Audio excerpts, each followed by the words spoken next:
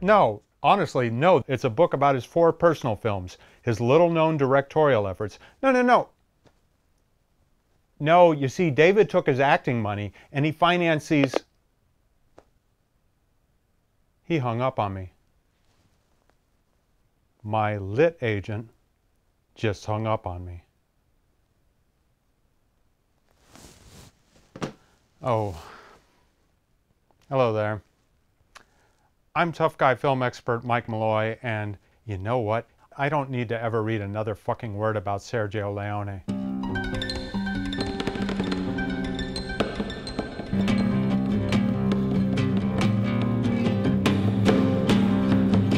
You see, with each new year comes a wearisome amount of new coverage, books, documentaries, whatnot, about old masters like Sergio Leone and Sam Peckinpah.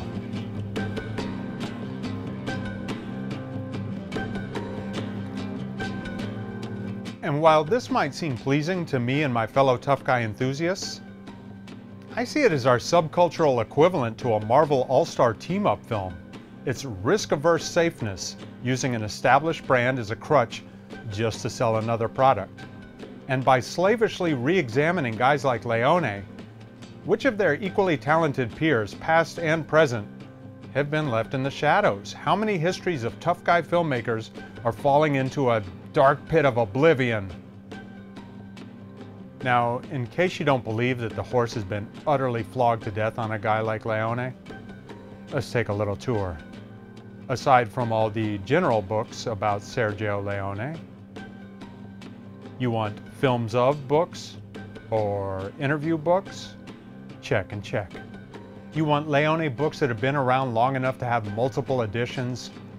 No sweat. You want Leone comic books? Got 'em. Leone coloring books? Got 'em. Leone joke books? Got that too. You want Leone books devoted just to individual films of his? Got that for Once Upon a Time in the West, for Once Upon a Time in America, for The Good, the Bad, and the Ugly, and if you want to count a trilogy, for the Dollars films. You want totally different Leone books that happen to feature the same image on the cover?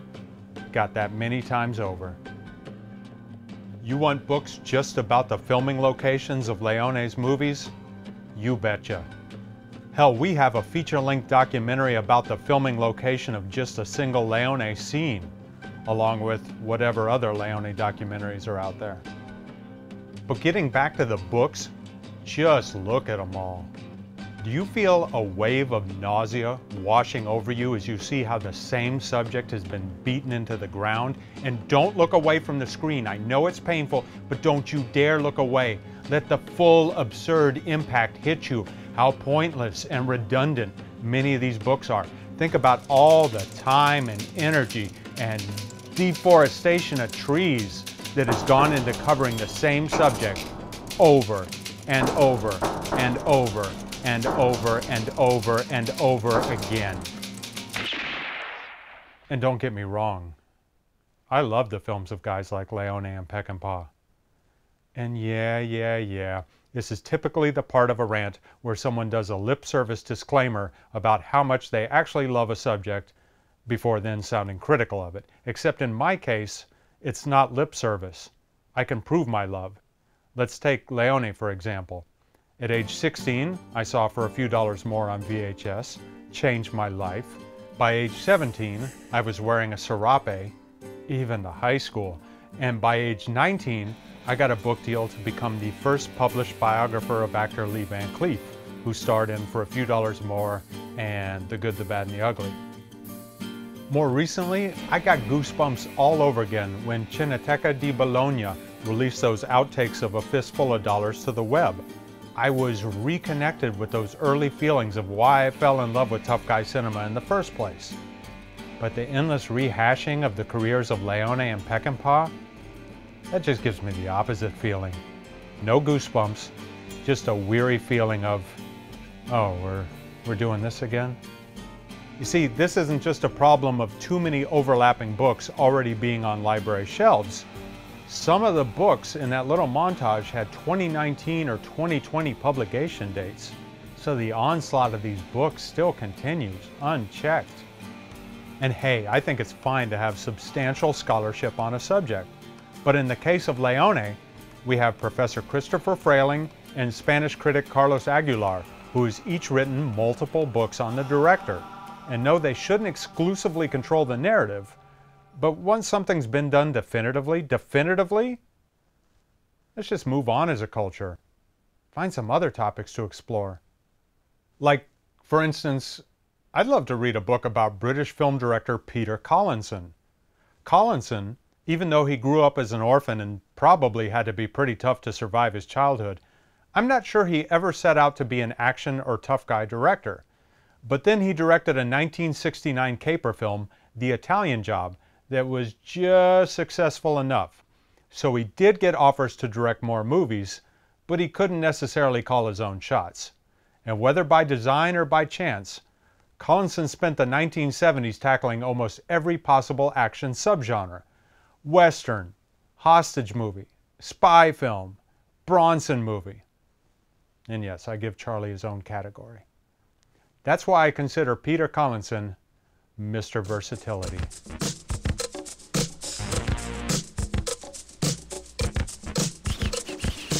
Yeah, Peter Collinson directed The Italian Job, a caper film starring Michael Caine that featured a well-loved stunt sequence involving Mini Coopers.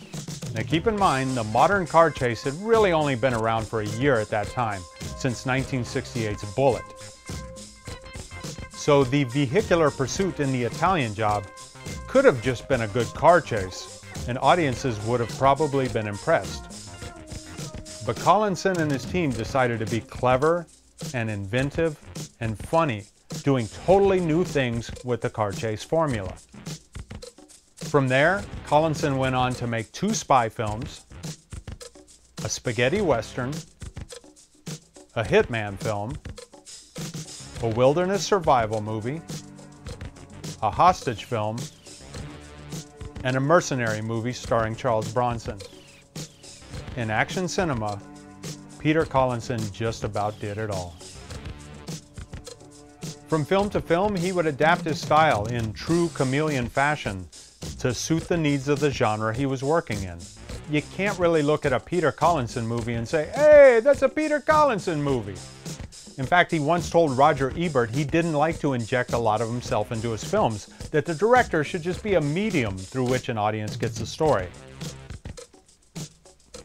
I mean, if I had a gun to my head and were forced to pick some Collinson trademarks, I don't know. I'd probably say that he had a weird fetish for shooting scenes in caves, and he liked to set car chases on steps.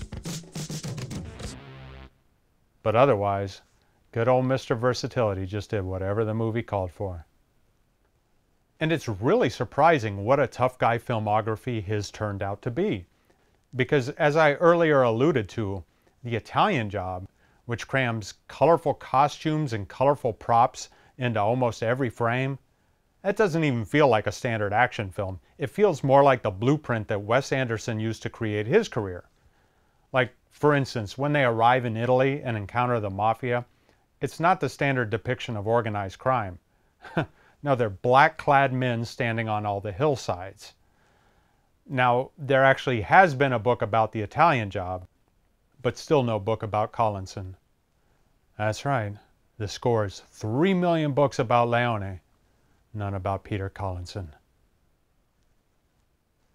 There's also been no book about tough guy film director Phil Karlson.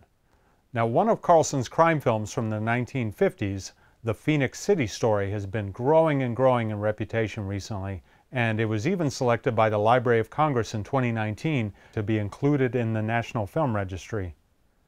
But that film's never been a favorite of mine, and instead I best know Karlson for 4 films. 2 that he made consecutively in the 1950s with the same star, and then 2 films he made consecutively in the 1970s with another star. For that reason, I call Phil Karlson Mr. Double Header.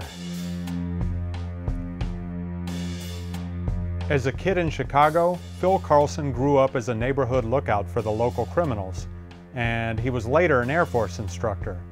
So it's little surprise that he ended up a tough guy film director. But he toiled thanklessly all throughout the 1940s on cheapo programmers, that nobody much appreciated. Then, in the early 1950s, he started working with an actor, John Payne, that Carlson really fell in love with. Not romantic love, you dum-dums. Now, who is actor John Payne? Sadly, his biggest mainstream success may be the schmaltzy 1940s Santa Claus movie Miracle on 34th Street. But by the 1950s, he had aged perfectly into world-weary tough guys, and he was even the first actor ever to option a James Bond novel in an unproduced attempt to bring the spy to the big screen. But in each of his two great crime films for Phil Carlson, Payne plays a working-class guy with a past full of heartbreak and disappointment. He's a delivery driver in Kansas City Confidential and a cab driver in 99 River Street. In both films, his character gets unfairly implicated into criminal schemes that he's not involved with at all, and he has to play dirty, stooping to the crook's level in order to clear his name. In each film, the Payne character is aided by an intelligent woman who barely knows him, but who sees in him enough deep-down goodness that she joins him on his quest. The two noir films released in 1952 and 1953 have so many parallels and yet are structurally so different, so they work marvelously as companion pieces. And although it makes me physically ill to try to sell you on a movie by calling it a possible Tarantino inspiration, well, what are we going to do here? A lot of people have noted that the heist in Kansas City Confidential, with the crooks all unknown to each other and forced to wear masks, that's sort of like the heist in Reservoir Dogs, with the crooks all unknown to each other and forced to assume aliases like Mr. Blue. But the real reason to watch Kansas City Confidential is that the heist is carried out by three of the biggest heavies of 1950s cinema: Lee Van Cleef, Neville Brand, and old googly-eyed Jack Elam.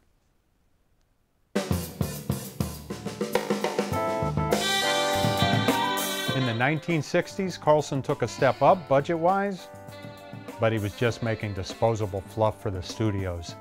But then, in the 1970s, 20 years after he made those noir masterpieces with John Payne, Phil Carlson found another tough guy actor that seemed to inspire gritty filmmaking greatness: Texas-born Joe Don Baker, who was a giant hulking bear of a man.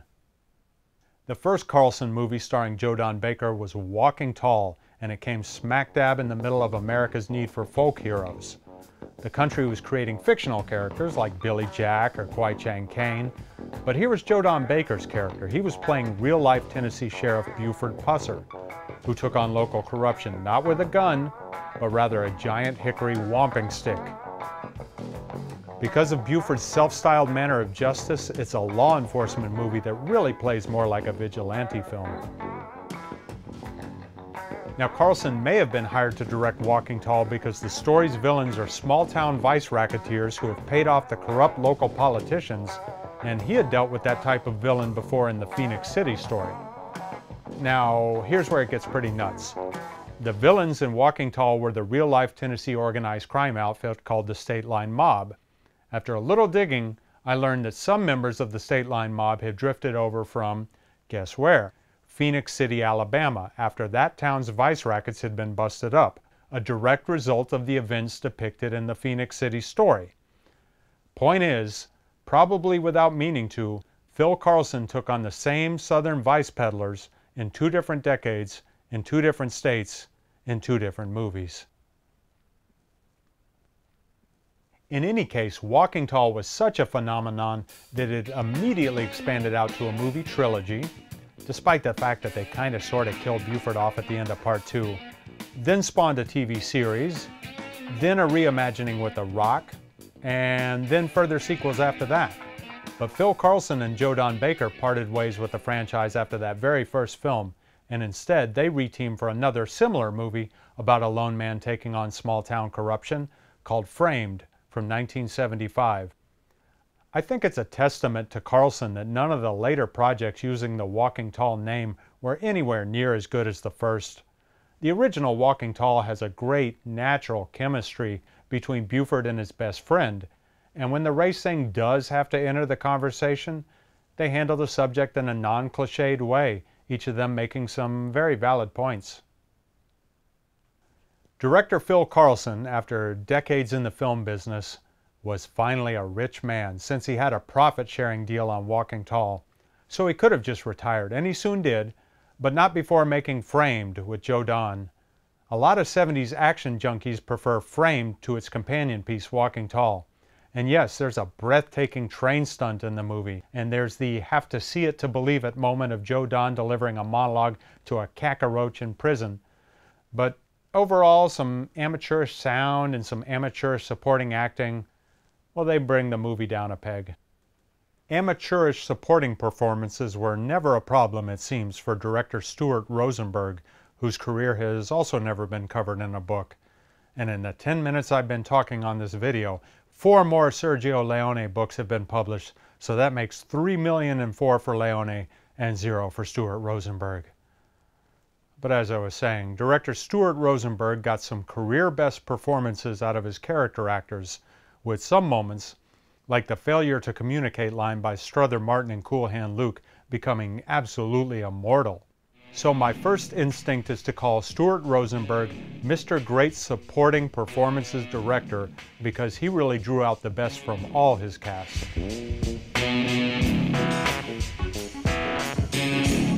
You can play a game. Take the character actors that have been in Rosenberg's films and pick out where they shine brightest. Actor Murray Hamilton? To hell with his performance as the mayor in Spielberg's Jaws.